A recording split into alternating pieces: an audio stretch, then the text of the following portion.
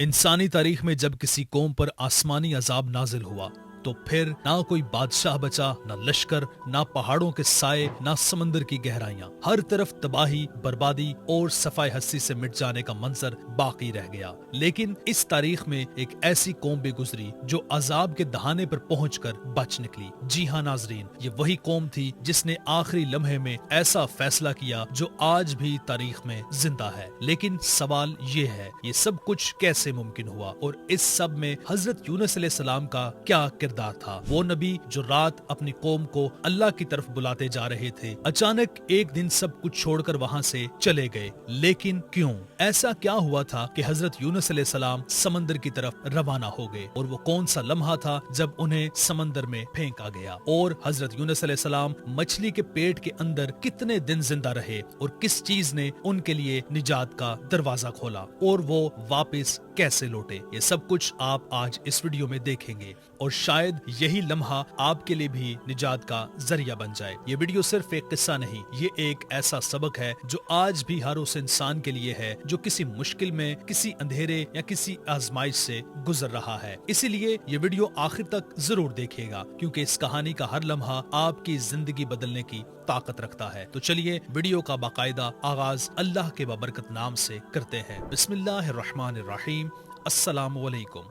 Moses ख़वातीन व हज़रात, हजरत यूनुस अलैहिस्सलाम जिन्हें कुरान पाक में ज़वाल नून और साहिब अल-हूत यानी मछली वाला नबी कहा गया, हजरत यूनुस अलैहिस्सलाम अल्लाह के बरगज़ीदा पैगंबरों में से थे। इनका जिक्र कुरान मजीद में सूरह निसा, सूरह इनाम, सूरह यूनुस, सूरह साफात, सूरह अंबिया और सूरह कलम में आया है। मुक़द्दस किताब कुरान मजीद में कहीं इन्हें यूनुस कहा गया, कहीं ज़वाल नून यानी मछली वाला और कहीं साहिब अल-हूत के लक़ब से याद किया गया। तारीख के मुताबिक हजरत यूनुस अलैहिस्सलाम का जमाना 784 क़ब्ल मसीह से 860 क़ब्ल मसीह के दरमियान बताया जाता है। आपके वालिद का नाम मती था और आप हजरत इब्राहीम अलैहिस्सलाम की नस्ल से ताल्लुक रखने वाले एक इसराइली नबी थे। अल्लाह ने इन्हें एक ऐसी कौम की तरफ भेजा जो शिर्क, जुल्म और गुनाहों में डूबी हुई थी।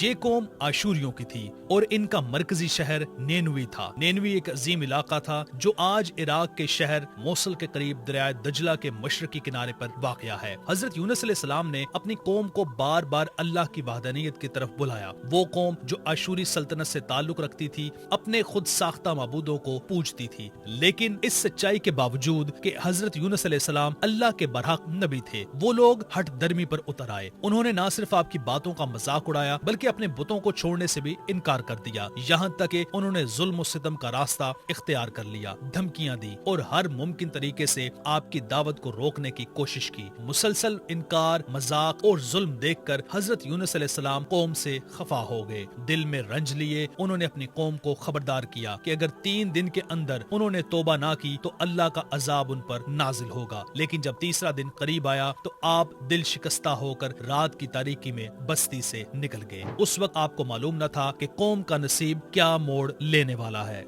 जब दिन चढ़ा तो अजाब के आसार आसमान पर जाहिर होने लगे। काली घटाएं छा गईं, तेज आंधियां चलने लगी और फिजा में खौफ फैल गया। लोगों को महसूस हुआ कि जो वईद हजरत यूनुस अलैहिस्सलाम ने सुनाई थी वो अब सच होने वाली है। इनके दिल कांपने लगे। घबरा कर वो हजरत यूनुस अलैहिस्सलाम को तलाश करने निकले ताकि माफी मांग सके, मगर वो बस्ती में मौजूद न थे। यहाँ तक एक बहुत अहम नुक्ता सामने आया। हजरत यूनुस अलैहिस्सलाम बगैर अल्लाह के हुक्म के बस्ती छोड़ चुके थे। नबियों के लिए अल्लाह का हुक्म ही सब कुछ होता है और उनका हर कदम उसी के हुक्म का पाबंद होता है। हजरत यूनुस अलैहिस्सलाम का इस हालत में बस्ती से निकल जाना दर हकीकत हिजरत तो थी, मगर अल्लाह के हुक्म के बगैर। यही वो लम्हा था जहां से हजरत यूनुस अलैहिस्सलाम के लिए एक बड़ी आजमाइश का आगाज होने वाला था। दूसरी तरफ जब उनकी कौम ने अजाब की इब्तदाई निशानियां देखी, काला आसमान, तेज आंधियां और खौफनाक सुकूत, तो उनके दिल लर्ज उठे। वो अपने गुनाहों पर नादिम हुए, गिड़गिड़ा कर अल्लाह के हुजूर तौबा की और सच्चे दिल से माफी मांगी। अल्लाह की सुन्नत यही है कि वो किसी कौम पर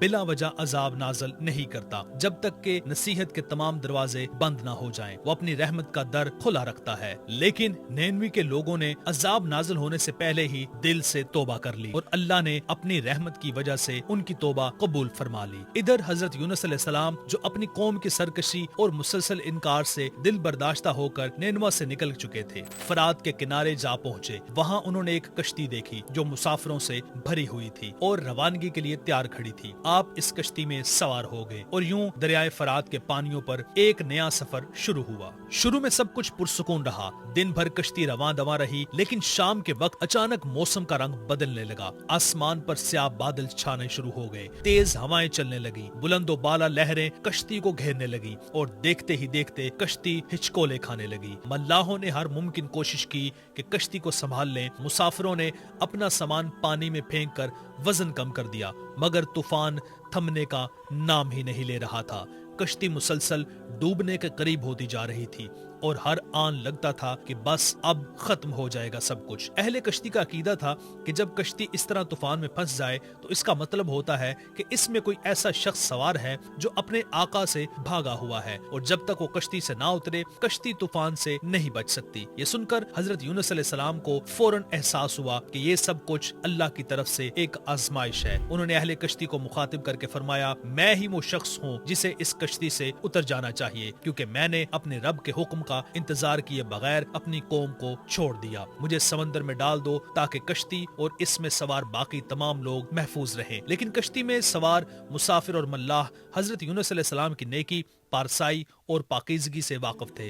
वो इन्हें समंदर में फेंकने पर आमादा ना हुए। उन्होंने सोचा कि ये फैसला करने के लिए कुरानदाजी की जाए ताकि किसी पर जुल्म ना हो। चुनाचा कश्ती में मौजूद लोगों के नामों की कुरानदाजी की गई और हैरत अंगेज तौर पर कुरानदाजी में हजरत यूनुस अलैहिस्सलाम का नाम निकल आया, मगर कश्ती वालों ने ये मानने से इनकार कर दिया कि इन्हें समंदर में डालना चाहिए, क्योंकि वो जानते थे कि हजरत यूनुस अलैहिस्सलाम एक नेक और सच्चे इंसान हैं। उन्होंने दोबारा कुरानदाजी की, लेकिन फिर कुरानदाजी में उन्हीं का नाम निकला। जब तीसरी मर्तबा भी